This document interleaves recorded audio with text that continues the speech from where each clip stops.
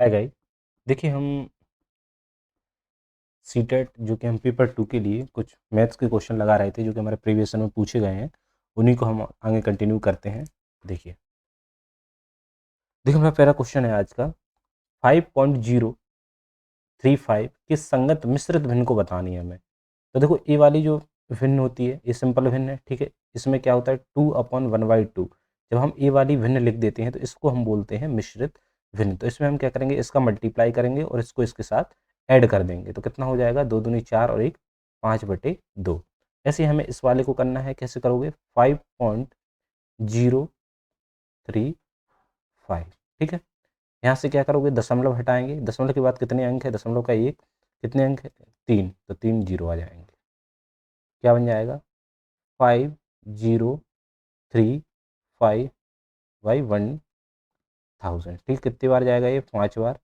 कितना हो जाएगा 35 तो ये कितने कटेगा, देखो 5 सत्ते 35, 5 दूनी 10, तो कितना हो गया 5/7/200। तो कहाँ भर रही है, देखो 5 सही 7/200 ये भर रही है, ठीक। नेक्स्ट क्वेश्चन पे आते हैं। निम्न गुणनफलों में से किस से प्राकृत संख्या प्राप्त होती है। तो देखो प्राकृत संख्याएं क्या होती हैं, प्राकृत संख्या जो 1 से स्टार्ट होती हैं, 1 2 3 4 5 6 और कहाँ तक चली जाती हैं, ऐसी अनंत तक चली जाती हैं। और देखो इसमें नेगेटिव की संख्याएं नहीं आती, ना ही इसमें जीरो इंक्लूड किया जाता है।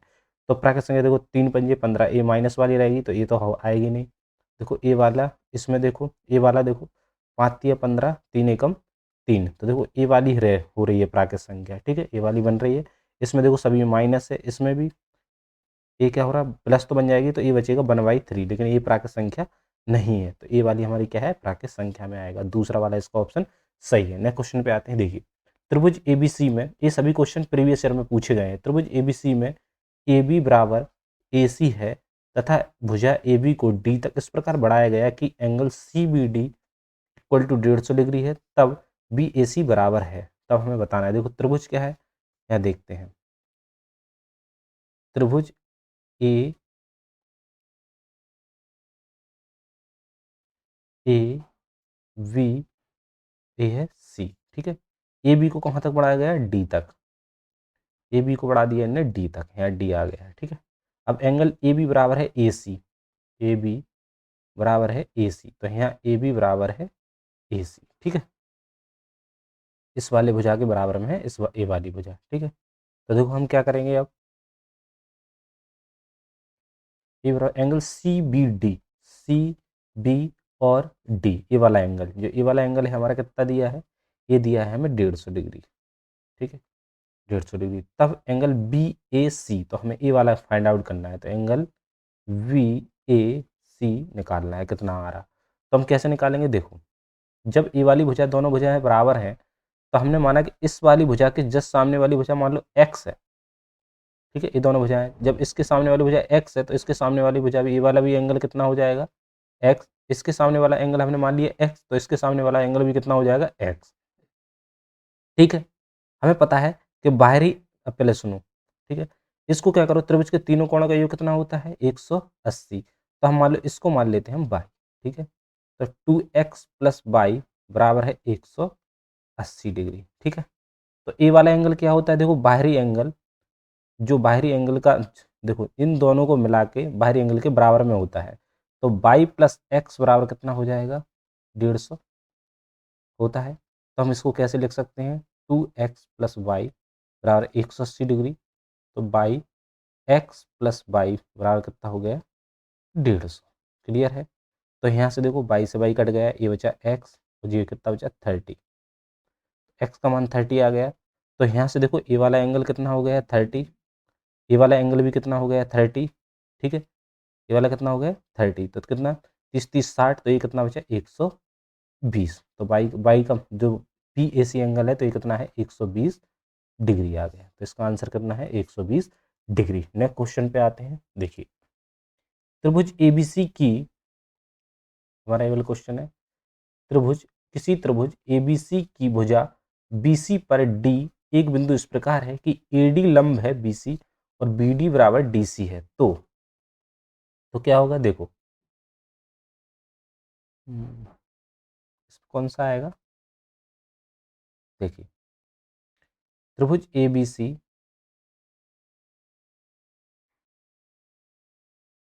ए बी सी, ठीक है, त्रिभुज ए बी सी, इसमें क्या है, ए डी लंब है किस पे, ए डी लंब है बी सी पर, तो ए वाला लंब है तो ए वाला 90 होगा और ए वाला भी 90 होगा, ठीक है। और बी डी बराबर कितना है, जब बी डी बराबर है डी सी, हो गया।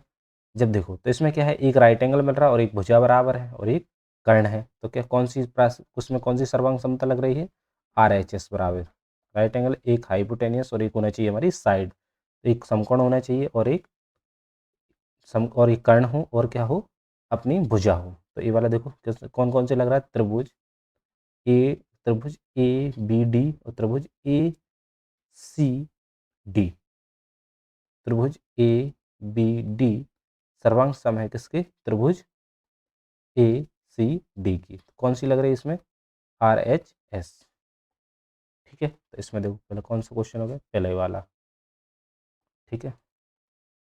इसमें हम देखो अब आगे बढ़ते हैं, आगे करते हैं इसको, तो कंटिन्यू देखिए, एक कागज पर रेखाएं हैं एल एम और एन, इस प्रकार खींचते हैं कि एल, देखो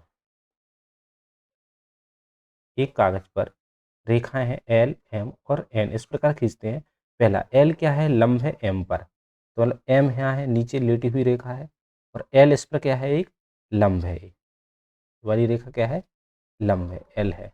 ऐसी क्या है, एन रेखा लंब है किस पे, एम पे, एन रेखा भी क्या है, एम पे, लंब होता है तो मतलब ये 90 डिग्री कोण बनाएगा, ये भी 90 कोण, लंब है सीधी, तो इसमें क्या हो रही है, देखो एल और एन, एल और एन क्या है, समांतर रेखा है, तो एल समांतर है एन के, तो यहाँ एल और एन समांतर है, ठीक है,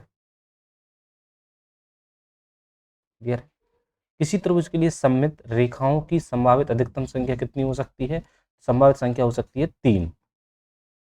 देखिए इसको हटाओ, ये वाला, देखो ये वाला, किसी आयताकार खेत की लंबाई और चौड़ाई में अनुपात 10:3 है, तो खेत के चारों ओर 12 रुपये प्रति मीटर की दर से बाड़ लगाने की लागत 6240 रुपये है, तो खेत का क्षेत्रफल ज्ञात कीजिए। तो देखो एक आयताकार खेत है, ठीक है, एक आयताकार खेत है, इसमें क्या है, इसकी लंबाई है मान लो 10x और ये वाली हमारा 3x, ठीक है, अनुपात में दिया है, खेत के 12 रुपये प्रति मीटर की दर से कितने बाड़ लगाने की लागत कितनी है, तो लागत है हमारी, देखो एक, तो मीटर कितना हो जाएगा, 1 मीटर बराबर होगा 40, ये परिमाप निकलेगा कितना, 12, तो कितना हो गया, 12×5 = 60, 12×2 = 24, मतलब 0, तो ये किसके परिमाप के बराबर होगा, तो परिमाप क्या होता है त्रिभुज का, देखो 2l+v कितना है अपना 520 हो गया, तो 2l का मान कितना है 10x + 3x बराबर 520, तो ये कितना हो जाएगा 2 × 13x, 520, 13 × 4 = 40 और कितना आ जाएगा 20, तो x का मान आ जाएगा 20, यहाँ 20 आ गए हैं, तो भुजाएं कितनी निकली, ये वाली भुजा निकली 10 × 20 कितना हो जाएगा 200, और ये वाली कितना हो जाएगा 3 × 20, तो कितना हो जाएगा 60, तो इसके 30, 200 और 60, तो हमें इसका क्या बताना है, एरिया बताना है, तो एरिया क्या हो जाएगा इसका, इसका एरिया हो जाएगा क्षेत्रफल 200 × 60, 6×2 = 12, तो 12,000 मीटर स्क्वायर इसका एरिया हो जाएगा, ये वाला आंसर हो जाएगा। नेक्स्ट क्वेश्चन पे आते हैं, देखिए अब निम्न आंकड़ों पर विचार कीजिए कि 9, 7, 31, 26, 57, 48, 20, 5, 7 जांच करने पर पाया गया कि एक प्रेक्षण 48 गलत था, उसे 84 से बदल दिया गया, तब तो बताना है कि क्या इसमें सही रहेगा, क्या इसका सही है, हमें ये बताना है। तो देखो इसमें हमें ये बताना है कि मान किसके वही रहेंगे जो रहेंगे मान, ठीक है, हमें ये बताना है। तो सबसे पहले क्या करोगे, देखो ये दिया है, सबसे पहले इन्हें किस में लगाएंगे, हम इंक्रीजिंग ऑर्डर में लगाएंगे, ठीक है, असेंडिंग ऑर्डर जिसे हम बोलते हैं, बढ़ते क्रम में। तो सबसे पहले क्या आएगा 5, 5 आ गए, फिर क्या आ रहा है 7, फिर 7 आ रहा, 2 आ रहा, देखो 9 हो गए, सॉरी 5 हो गया, फिर 7, 7, फिर क्या आ रहा है 9, हमने 9 लिख लिया। इसके बाद क्या आ रहा है, 9 के बाद आ रहा है 20, 20 आ रहा। इसके बाद क्या आएगा 20 और क्या आएगा 26, 20 26 और कुछ आ रहा है, हाँ 31, 20 26 31 और क्या रहा 48 और आ रहा 57। क्लियर है। तो सबसे पहले तो हम क्या करेंगे, देखो इसमें पहले बहुलक लिख लो। बहुलक कितना आ रहा है इसका, बहुलक मतलब जो सबसे ज़्यादा जिसकी बारंबारता है, तो 7। परिसर क्या आएगा इसका, परिसर आएगा अधिकतम मान में से निम्नतम मान घटा दो, तो 57 में से -5 गए तो कितना बचा, ये 52। क्लियर है, ये परिसर हो गया। अब क्या निकालना हमें, माध्य। तो माध्य मीन्स जैसे एवरेज निकालते हैं, सभी को जोड़ दो। 5 + 7 + 7 + 9 + 20 + 26 + 31 + 48 + 57 और कितने का भाग दोगे इसमें, कितनी संख्या है, 9 है। 1 2 3 4 5 6 7 8, तो 9 संख्या है। ठीक है, तो इसका आएगा कितना, ये आ जाएगा हमारा 200, इसका लगभग आएगा 210, 210/9। ठीक है, तो ये 9 दूनी 18, 210 में 9 का भाग दो, देखो सॉरी 3 7 21, 3 त्रिका 9। ठीक है, तो कितना आएगा, देखो 3 दूनी 6, 70/3, 3 दूनी 6 और कितना बचा 1, 3 त्रिका 9, तो यहाँ कितना बचा 1, फिर 23.33 आ रहा लगभग। ठीक है, ये वाला आ रहा। अब हमें क्या निकालना, माध्यक। तो माध्यक कितना आएगा, अब देखो माध्यक आएगा, देखो इसका क्या करो, 4 यहाँ से हटा दो, इसके 4, तो यहाँ से भी इसका क्या हटा दो 4, तो कितना आएगा माध्यक 20। अब क्या बोल रहा है, अब बोल रहा है कि इसमें जो 48 की जगह है, इसकी जगह हमें कितना करना है, गलत था उसे 84 में बदल देना। तो क्या हो जाएंगे, अब क्या होंगे, देखो 5 7 7 9 20 26 31 57 और इसके बाद क्या आएगा 84 आएगा। ठीक है, तो अब बहुलक क्या होगा, बहुलक तो सेम ही रहेगा। तो बहुलक तो जो है उसका वो सेम रहेगा 7। परिसर देखो, परिसर क्या रहेगा, परिसर रहेगा 84 - 5। ठीक है, तो 9 और 7 79 परिसर आ गया। माध्य कितना आएगा इसका, तो माध्य देखो इनको ऐड करो, +7